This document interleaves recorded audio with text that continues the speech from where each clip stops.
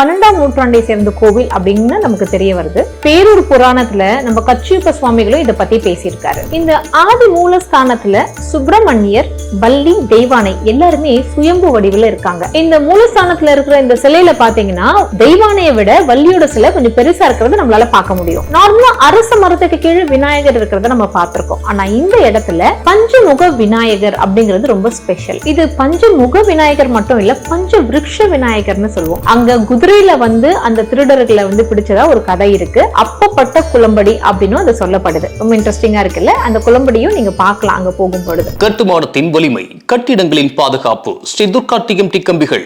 PVR garden signature living T Nagar இப்போ திருவள்ளூருக்கு வந்தாச்சு. Near D Mart on new bypass road, Tiruvallur நகராட்சிக்குட்பட்டது. பிளாட் 20 லட்சம் முதல். கான்டாக்ட் 9955511814. திருச்சிற்றம்பலம் பக்தி கஃபே தமிழ் நேயர்களுக்கு வணக்கம். நம்மளுடைய தொன்மையான கோவில்களை பத்தி நம்ம எபிசோடா பார்த்துட்டு வந்துட்டு இருக்கோம். இன்னைக்கு அந்த வகையில ரொம்ப அருமையான ஒரு இயற்கை இருள் சூழ்ந்த ஒரு சூப்பர் பவர்ஃபுல் கோவில் பத்தி பார்க்க போறோம். யாருடைய கோவில்? பரமனின் திருமகன், அழகிய தமிழ் மகன், கலியுக தெய்வம். புரிஞ்சிருக்கும்னு நினைக்கிறேன் யாரை பத்தி நான் பேசுறேன்னு. ஆமாங்க, முருகரை பத்தி தான். இது முருகர் அப்படின்னு சொன்னாலே நமக்கு அறுபடை வீடுகள் ஞாபகம் வரும். நம்மளுடைய ஒன் ஆஃப் த எபிசோட்ஸ்ல நம்ம ஒரு படை வீடு பத்தி பார்த்திருக்கோம். அதாவது சுவாமிமலை பத்தி பார்த்திருக்கோம். நீங்க அந்த வீடியோ பார்க்கலன்னா போய் பாத்துருங்க. இன்னைக்கு நம்ம பார்க்கக்கூடியது அறுபடை வீடுகள்ல சேராது. ஆனால் இந்த கோவில 7ஆம் படை வீடு அப்படின்னு சொல்லுவாங்க. புரிஞ்சிருக்குதுல என்ன கோவிலை பத்தி பேசுறோம்ட்டு? ஆமாங்க, மருதமலை. மருதமலை பத்தி தான் இன்னைக்கு எபிசோட்ல பார்க்க போறோம்.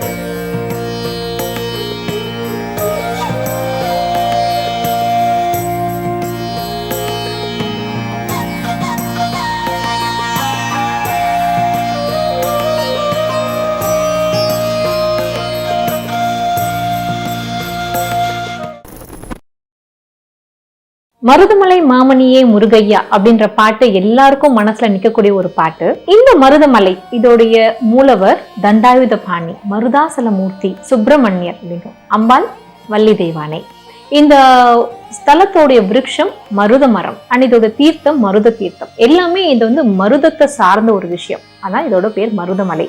தேவார பாடல் பெற்ற திருமுருகப்பூண்டின்ற அந்த கோவில்ல இருக்கிற கல்வெட்டுக்கள்ல நமக்கு என்ன தெரிய வருதுன்னா, இந்த மருதமலை கிட்டத்தட்ட 12ஆம் நூற்றாண்டை சேர்ந்த கோவில் அப்படின்னு நமக்கு தெரிய வருது. பேரூர் புராணத்துல நம்ம கச்சியப்ப சுவாமிகளும் இதை பத்தி பேசியிருக்காரு. இந்த மருதமலை அப்படிங்கிறது கோயம்புத்தூர்ல இருந்து ஒரு 15 கிலோமீட்டர் தூரத்துல மேற்கு தொடர்ச்சி மலையோடைய அடிவாரத்துல இருக்கு. அடிவாரத்துல இருந்து நம்ம கோவிலுக்கு போகும்பொழுது முதல்லயே நம்ம விநாயகரை பார்க்கலாம். இந்த விநாயகரோட பேரு தான் தோன்றி விநாயகர். தானா சுயம்புவா தோன்ற விநாயகர். அவருடைய தும்பிக்கை வந்து மேல மலையை பார்த்தா போல இருக்கும் அப்படின்னு சொல்றாங்க. இதுல இன்னொரு விஷயம் என்னன்னா, இதை தாண்டி ஒரு 18 படி தாண்டி போனோம்னா அங்க இடும்பன் அவருடைய கோவில் இருக்கு. இதுல காவடி சுமந்த மாதிரி இருக்கிற இடும்பனை நம்ம பார்க்கலாம். அதை தாண்டி நீங்க போனீங்கன்னா அங்க வந்து ஒரு குதிரை குளம்படி பட்டா போல ஒரு மார்க் இருக்கும். அது என்னன்னு கேட்டீங்க அப்படின்னா, இந்த கோவில்ல இருந்து ஏதோ திருட்டு நடக்கும் பொழுது முருகன் அங்க குதிரையில வந்து அந்த திருடர்களை வந்து பிடிச்சதா ஒரு கதை இருக்கு. அப்பப்பட்ட குளம்படி அப்படின்னு அது சொல்லப்படுது. ரொம்ப இன்ட்ரெஸ்டிங்கா இருக்குல்ல? அந்த குளம்படியும் நீங்க பார்க்கலாம் அங்க போகும் பொழுது. அவர் வந்து அங்க இருக்கிற அந்த திருடர்களும் கல்லா மாத்தினார் அப்படின்னு ஒரு கதை உண்டு. இந்த நடைப்பயண பாதை எங்க போய் ரீச் ஆகும் அப்படின்னா, அந்த ஆதி மூலஸ்தானம் அப்படின்ற அந்த இடத்துல போய் இது ரீச் ஆகுது.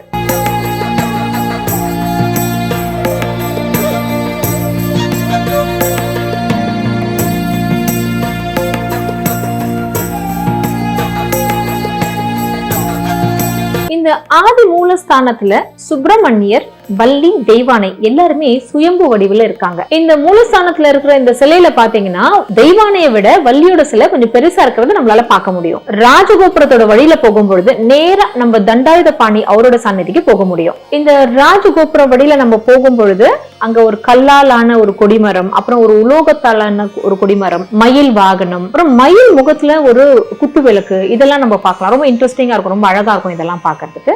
இந்த முன் மண்டபத்துல நீங்க பாத்தீங்கன்னா வரதராஜ பெருமாள் இருப்பாரு. அதை தாண்டி நீங்க அர்த்த மண்டபத்துல பாத்தீங்கன்னா விநாயகரையும் வீரபத்ரரையும் நம்ம பார்க்கலாம். கருவறையில தண்டத்தோட கூடிய தண்டாயுதபாணியை நம்ம பார்க்கலாம். பார்க்க ரொம்ப அழகா இருப்பாரு. இந்த மயில் முக விளக்குன்னு சொன்னேன் இல்லையா, அந்த விளக்கு நீங்க பாத்தீங்கன்னா ரொம்ப வித்தியாசமா இருக்கும். கீழே வந்து ஒரு ஆமை வடிவம், அதற்கு மேல பாத்தீங்கன்னா பாம்பு வடிவங்கள்லாம் இருக்கும், அதுக்கு மேல மயில் முக விளக்கு இருக்கும். இது ரொம்ப ரொம்ப அழகா இருக்கும் பாக்குறதுக்கு.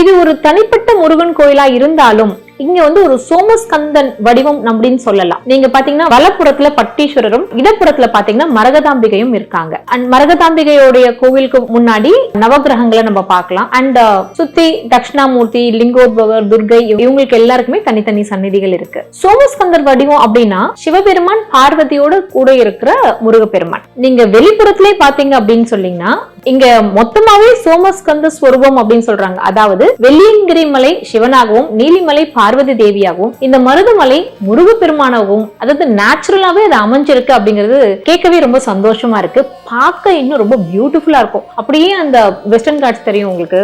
அப்படியே இயற்கை எழில் சூழ்ந்து அப்படியே மனம் கொள்ளை போகும் விதத்துல இந்த கோவில் இருக்கும்.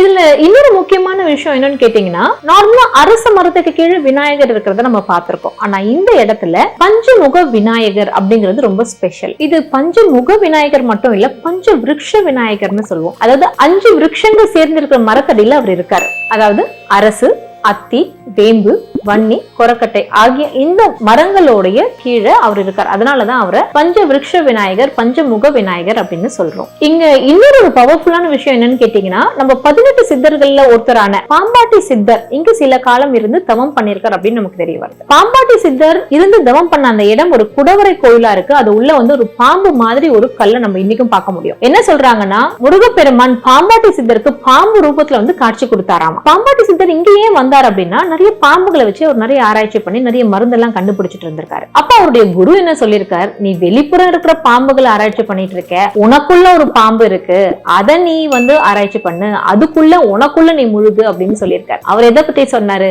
நம்மளோட குண்டலினி சக்தியை பத்தி தான் சொல்லியிருக்காரு. இப்படிப்பட்ட இவ்வளவு பவர்ஃபுல்லான இந்த பாம்பாட்டி சித்தர் இங்க தவம் பண்ண அந்த இடத்துல நீங்களும் கொஞ்ச நேரம் கண்ணு மூடி அமர்ந்தீங்கன்னா ரொம்ப ஒரு அமைதி, நமக்குள்ள நம்மள புரிஞ்சுக்கிற மாதிரி அந்த சந்தர்ப்பம் நமக்கு அமையும். பாம்பாட்டி சித்தர் ஜீவசமாதி அடைஞ்சது தென்காசி பக்கத்துல இருக்க சங்கரன் கோவில். இந்த மருதமலை கோவில்ல சாண்டோ சின்னப்ப தேவர் 1966ல நிறைய ரெனோவேஷன் ஒர்க் எல்லாம் கூட பண்ணிருக்காரு.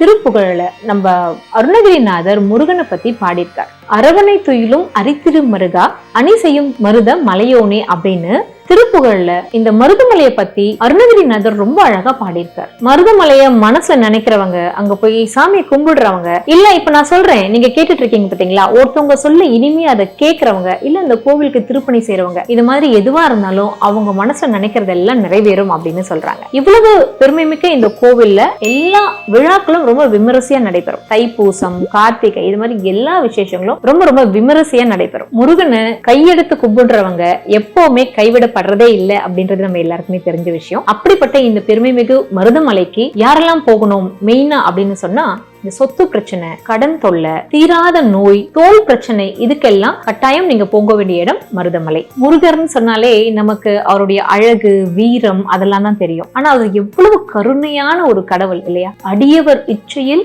எவையவை உற்றவை அவையவை அளித்தருள் பெருமானே. அதாவது நம்ம நினைக்கிறோம் பாத்தீங்களா, அதுல எது எதெல்லாம் நமக்கு நல்லதோ அதெல்லாம் கொடுக்கக்கூடிய அந்த கருணை கடவுள் தான் இந்த முருகப்பெருமான். எவ்வளவு பெருமைகளை நம்ம இந்த மருதமலையில பார்த்திருக்கோம். இன்னும் என்ன சொல்றாங்க அப்படின்னா, இந்த மலையே முருகனாம், இந்த மருதமே வேளாம். இவ்வளவு புகழ் பெற்ற இந்த மருதமலைக்கு போகாம இருந்தா எப்படி? முருகனோட அருள் வேண்டாமா? அண்ட் இவ்வளவு பியூட்டிஃபுல்லான இடத்துக்கு ஒரு வெக்கேஷன் போல போய் முருகனோட அருள் பெற்று நீங்கள் இன்புற்று வாழ வேண்டுகிறேன். அடுத்த ஒரு எபிசோட்ல உங்களை சந்திக்கிறேன். நன்றி, வணக்கம்.